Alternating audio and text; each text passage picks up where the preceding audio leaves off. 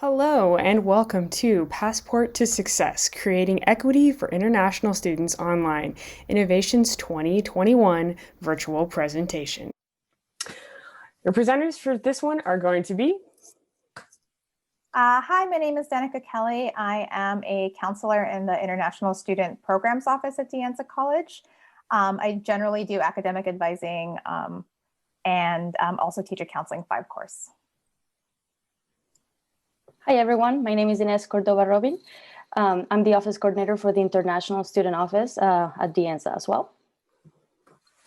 And I'm Amy Leonard. I am an instructor at De Anza College. Quick overview of our agenda for this presentation.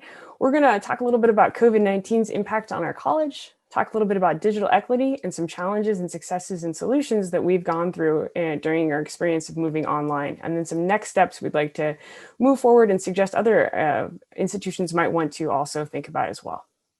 Thanks, Amy. All right, so we're going to start by doing a quick overview of our International Student Programs Office, and we'll probably just start referring to it as ISP, like during this presentation. Our fall enrollment for 2020 was about 1,300 students, and we have a great staff, about 10 employees that serve our students in our office, and we provide a lot of services that are kind of a one-stop shop model so that students can get a lot of services all in one place. So that includes admitting students, providing or advising on their health insurance coverage, immigration advising, and then our academic counseling. And then we also do student programming in our office. The number of students who attended the fall orientation, the number of new students who attended fall 2020 were 300. Out of these new 300 students, 130 attended our new student orientation. And most of our students come from China, including Hong Kong and Macau, South Korea, Vietnam, Taiwan, and Japan. Okay, a little brief impact, and feel free to jump in, ladies, as well on this one. On winter 2020, we were forced online like everybody else, and we also have been online since then. Some rules changing, allowing ISP students to take classes from home in their countries. Do you guys want to say a little bit more about that? Yeah, essentially, they're not in this presentation, but we have a team of designated school officials or immigration advisors who pretty much will interpret our F1 visa regulations for our students. And based on their interpretation, we did allow students to be enrolled full-time as an F1 student, even if they weren't physically present at De Anza. So we have a large group of students taking classes outside of the US and also some from inside the US right now. Thanks. Also, and so faculty have been having to adapt to not only being online, but also having to think about like serving students across the globe. And same for counselors and student services, which has provided some interesting challenges as well as some opportunities for success and growth throughout De Anza College. One thing that we have learned is something that we needed to think a lot about, as I think almost everybody who's in community college or college level education has been thinking a lot about, is digital equity. So digital equity is ensuring that everybody has equal access to technology, computers, and the internet, which in normal times pre-COVID just meant that we were offering people the opportunity to use computers in the library or even to rent or check out a computer. But once COVID happened, we had to start thinking about Wi-Fi access, because if you don't have Wi-Fi access, you couldn't be taking classes, access to computers, access to class materials, and ways to get everything up and online. So it's been an interesting struggle to not only have to do that for students that are still in the country, but as well as students that are outside the country. And so some of the lessons that we learned are what we want to talk about in this particular presentation. A couple of things that we did learn from students really quickly is that it's difficult to focus on Zoom when your class is at 2 a.m. in the morning. Another thing we also noticed is there's a lot of connectivity issues that are in other countries as well that are out of our control. So it's having to learn to roll with those punches, especially when you're serving students that are globally across the country, when they're taking their things online and globally across the world. Some challenges that we encounter once this switch was done, it was a very quick one that we had to go through. So the time differences is the main one that for students and for staff, adjusting schedules to meet the students' needs. There is people on the east, on the west, so it's difficult to find a time that works for everyone, and also the expectations for the staff. People need to be, we are told that we need to be flexible, but also as staff members, we have families, we have other things that we need to do, but we want to help our students in any way we can. So we had to transition from a paper-based system to everything electronic. So the change was very quick. Having the lack of human interaction between staff, students, between students and staff and students, that's a huge challenge that we have encountered. And then the low engagement on online events. People don't really want to attend events on Zoom after a whole day of having to be on Zoom, doing homework, studying. Those are the main challenges that we have encountered.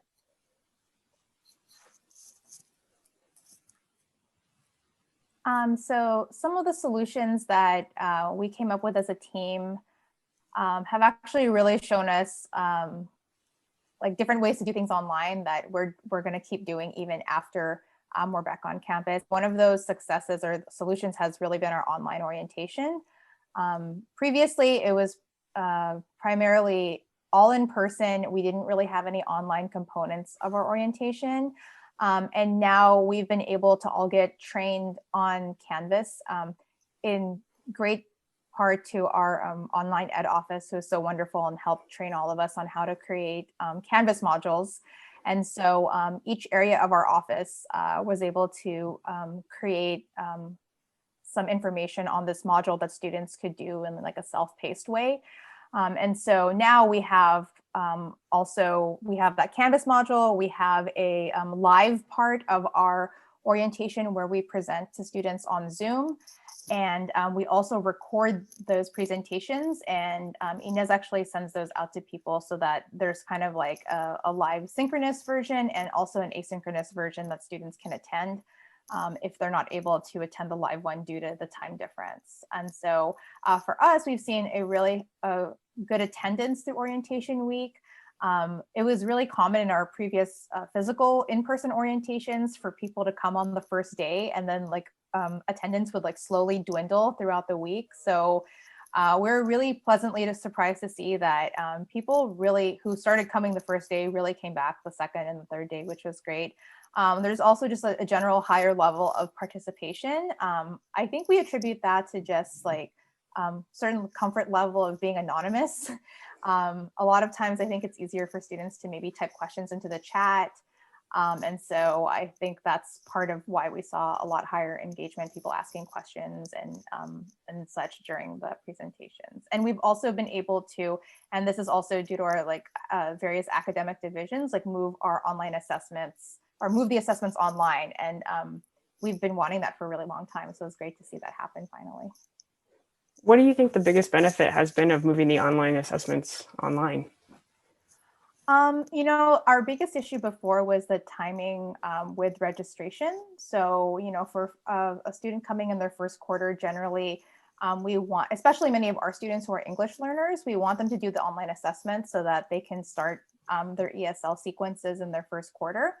And so a lot of students, you know, physically actually getting to campus to take the assessment is like, you know, people sometimes flights would get delayed or people wouldn't make it to orientation, or, you know, they would get lost on campus, or, you know, there are a lot of reasons why people had a hard time doing that. And then being able to do all of that and get the results and have our ESL instructors do the grading before their registration date. And now it's like when, as soon as they're admitted, they can take the assessment like while they're in their home country, right after they've been admitted. And like, that's been such a, I don't even know how to tell you. It's been like such a weight off of our shoulders to know that like students will get the, especially our ESL students, get the right ESL support in their first quarter because like now the timing all kind of works out for them. That's great. And then, yeah, and then lastly, a couple of other changes we made. We started implementing a introduction to college course, and we call that course Counseling 5 at our institution. It's a very similar to what people think of as a freshman 101 type course where we go over all of the college's services and how students should be doing their educational planning, and then other, just tips for academic success while they're at De Anza. And so that's been really great. We, in the past, have not implemented it every quarter, but because of some new immigration regulation, we decided to implement it as a hybrid course. And so we have done that the past 2 quarters, and I taught it this quarter, and it was really, really wonderful way for people to be in community with each other. I think during this time, it was like so important. The students who all took this course were students who were in the US physically for their first quarter this quarter. So it was nice to be able to connect everyone. And a lot of students commented that they were able to kind of make friends with one another, even though they really haven't physically been on campus or really met anyone. So that was really cool to see that. A couple of other things is just, we kind of see the manpower that's needed or the human power that's needed to kind of do all of this online programming. And so we are in the process of hiring an additional person on staff to help or do orientation and events. Honestly, Inez has been so wonderful doing all that, but we do need an extra pair of hands. So, and then lastly, was also just finding ways to help students, like where we could control it. Obviously, some things like, tuition pricing is kind of out of our hands, but I know that Inez worked with our insurance company to advocate and make sure that students who were not present could, in the US, could waive their insurance fees. So usually that's mandatory for our students. So that was a good way to get a little bit of the total cost of attendance brought down a little bit. Out of this huge process, some of the things that we've learned is that the uses of technology for both synchronous and asynchronous or events and classes, it's been huge how we've been able to finally use the tools that we had there in order to help our students. We've learned some new methods to help our students get engaged, have them connect with other peers, connect with us in some different ways. We have additional hours for the transition to online, and we have been able to adjust our work day schedule to secure the connect and stay connected with our students. Of course, we cannot be working at 3 a.m., although I know some people have done that before. I'm guilty of it. I've woken up at 6 a.m. to help a student in Korea, or I've stayed up until 8 p.m. to help another student. We've all been able to be a little bit more human, put ourselves in the students' skin to help them out as much as we can. And I think these weird times have helped us, even though we're far away from each other, we don't have the human connection. We have been able to put ourselves more into students' positions to try and do our best in order to help them. But also, students have been very flexible. They have been very understanding, and I think that we have learned lessons from us students, as well as students have learned lessons from us. And these are some quotes that after a survey, our students told us that at first some students wanted different hours for orientation. Then we changed that because we always keep on trying to get their feedback in order to help them as much as we can. So first we had an orientation only once a day, then we went to twice a day, and then now we've gone to record it. That way students can access the orientation at any time that they want, or can access it multiple times if they want to go back to a different point. And also this is some feedback from the Counseling 5 class. Yeah, and I think one of the things that's really important that the ISP Hospice has done just brilliantly is just really think about how to give access to all of their students, especially when you're thinking about something being live in the middle of the night might not be the most accessible. So then just making sure you have a recorded version or a way you can go back to it really helps with digital equity. So from a teaching perspective, there's a lot of challenges that came around with COVID-19, but specifically when you're thinking about ISP students, it's been an interesting ride, but a really helpful one that's actually, I think, creating not just digital equity for ISP students, but for really all students, because it's made one think about how one delivers their curriculum. So in my experience, one of the things I was experiencing in fall 2020 was about 50% of my students were ISP students. They also were adjusting to having to do things on the world clock. So while they were telling me what time they were having to do assignments, I was also learning and readjusting my times to fit theirs. So one of the things that I think is very easy that faculty members can do that will not only benefit your ISP students that might be in another country taking a class online, but will also benefit all of your students, is to do a quick poll of when they're actually able to do class material and when they can come and see you for an office hour. It's very good to learn that a lot of your students might be working with VIPNs if they're outside of the country. They also might be having to deal with things like geo-blocking. And that's something that as an educator, I'd never really thought very much about until I started hearing about that from my students, that if I put something on YouTube, it might be blocked in a country, or if I asked them to look at something from the New York Times, it might be blocked in another country. So having to figure out workarounds for that really became an access issue, and it made me think through more clearly how I could do OER resources or other types of things. So some of the solutions I was able to come up with in 2020 and have been using still in 2021 and refining is just having that flexible office hour. One of the things that I realized is traditionally when we're on campus, we think of office hours as being something that's 9 to 5 unless you have a night class. But one of the things that I'm learning is that students are working at all hours when they're online, and especially if they're ISP students, they might be working on the global all hour. So when I'm thinking about that now, what I do is I poll my students and I ask what time would be best for them to have my office hours. And then I use that to structure out my office hours in week 1. I also now make sure that if we're going to be having any class meetings or study sessions, I do the same type of thing. I have a poll, and then I also record everything so that students can have that access. One of the other things I did was do a welcome week in the first week so that everybody can get to know each other, meet each other, and I run that multiple times throughout the week so that people can come at different times. So an evening session, an afternoon session, an early morning session. That way everybody has an opportunity to come by at least once and maybe meet a few other people from the class. One of the other things I've also learned is when you're thinking about VIPNs and having international students in your class, you might want to actually put that on your course materials so that when you send that out, they know that that's going to be a part of the class and that they know maybe to have one of those or to have a few of those.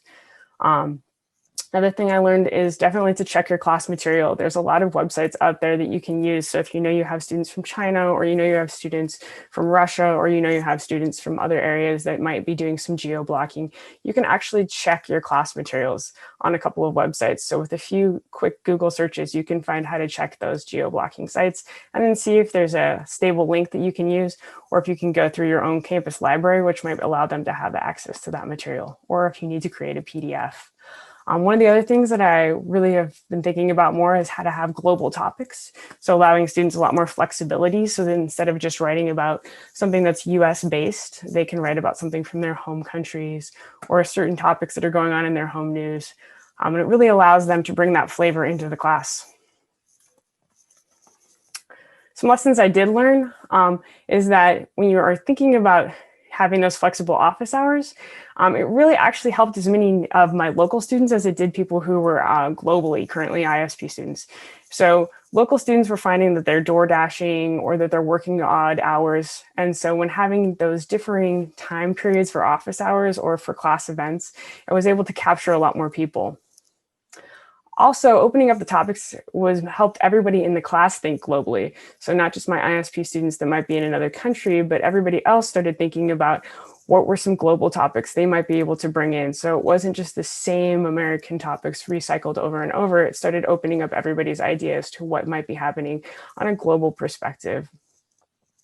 Also, correcting for geo-blocking really helped me facilitate more OER resources. One of the things that really pushed me to do is to be fully OER by the end of this term. So by spring 2021, I should be completely OER and free of books, because I was able to find a lot of stable links and work with the library to get PDFs. and really make sure that my students won't have to buy anything and also will have ultimate access to everything. So that's been really great. One of the other things that I also did was start facilitating more anti-racist grading practices. Due to the flexible dates, merit-based grading, and thinking more along the lines of not having to have assignments due right at a certain time because maybe there's going to be connectivity issues, maybe there's going to be a world clock problem, maybe there's going to be a VIPN issue. So thinking through things that might be typical issues for ISP students also helped me think about how there might be Wi-Fi issues or connectivity issues for even my local students as well. So in thinking about those things, we've been able to really move towards having that merit-based grading and then also having those flexible due dates. So some next steps. So for us, I think we're kind of reflecting on moving forward and things we could do in the future. Definitely on top of everything we've already learned on like how to use Canvas and like different like survey tools and engagement tools. I think we could still use more learning other ways that we can, especially like engage students when students are so zoomed out. So learning best practices around kind of being aware of that and how people navigate that. And then just more general technology and training. So just continuing on with that and learning more on how we can support our students and also support one another on our team. We also want to be more flexible, even more than we are right now, to adjust to the different time zones, maybe potentially working with administration to include more the world clock. For example, if some staff members are morning people and want to start earlier, to adjust to different people, different time zones, or they want to stay and work later, try to see if that will be something that will fit on the program's needs, and see how we can work on that. Yeah, and also, I mean, one of the things that's important to do is work with administration to make sure that the events that are offered for all students, like a welcome week or a welcome day, are also on that world clock so that you're not potentially keeping up your international students until 2, 3, or 4 in the morning, just so that they can partake in an event. And then I think one thing that we also can work on from sort of a curriculum perspective is maybe creating some sort of a pathway for first year experience in ISP students. Making sure, like, based off of the idea of now that they might be working in a counseling class, how we might be able to help move them through some sort of cohort experience. Do you want to say more about that, Danica? Yeah, I think I mentioned a little bit about it earlier, but I think we were just all really impressed at how well Counseling 5 worked as a way to connect people and really help students to understand like the inner workings of like the community college system. There's like so many different processes and like systems that like, you know, you don't automatically know, especially during your first quarter. And to be able to learn how to use those systems and navigate those things and like kind of empathize with your fellow classmates who are also new international students, I think formed like a really, it kind of formed a really special bond with everyone in that course. I think that it's a really good argument for us to do it every quarter. And, you know, as of right now, it's not a required course, but I'd certainly like to push for it to be something that we continue to strongly suggest to students to help give them that like first building block to their success, like while they're at De Anza. So. And can I ask, since we're going next steps and thinking very largely for like any good program-based thing, do you think it would be good for it to be required as a class? Oh, that's a good question. We've actually, Inez is smiling because I know we've gone back and forth a lot about this. Certainly there might be students, like an example I could give is, you know, maybe a student who's transferred from another community college in our area who might already be adept at navigating kind of the systems and who already maybe have a community in the area. So, you know, we're still going back and forth about whether or not we would even be able to make the course required for all students. So there's really no answer as of right now. It's like definitely still in the works, but personally, I would love to see that, you know, it's something that like at least a majority of our students would do. If not, I understand, I don't think all students would be able to do it, but if a lot of them could, I think it would be really helpful. If I may add, also the cost of one unit for international student, it's a big difference between taking it or not. So hopefully, if there wasn't a way to do it cost-free, that would be a difference. I was a student before, and I was suggested to take this class, and for me, in that time, that was the main thing: the cost of a class. Yeah, and I think that's always really important when we're thinking about equity, how to have equity solutions so that we're not burdening our students further, because we want to make sure that we have access to the material for them, right? But we don't want to economically burden them or put them in a situation where they're maybe not feeling like they have the same situation as other students, because they don't, because they have to pay a lot more. And so we have to sort of think how we can help them out and get them that information in a more equitably minded way. So I think one of the things we all hope you take away from this particular presentation is just sort of like thinking through the idea of digital equity, and also thinking through that idea of like how to create more community for your international students, especially when you're thinking about them being online. Because going forward, hopefully we won't have another COVID-19 crisis, but there is probably going to be more online learning. And so the opportunities to create that community or a sense of community that has been the backbone of what the ISP department at DeAnza has been doing is really helps to create a way forward to think how we can help out international students further and help make a more hospitable community online for them. Okay, thank you guys so much. Thanks for watching, and we hope you have a great day.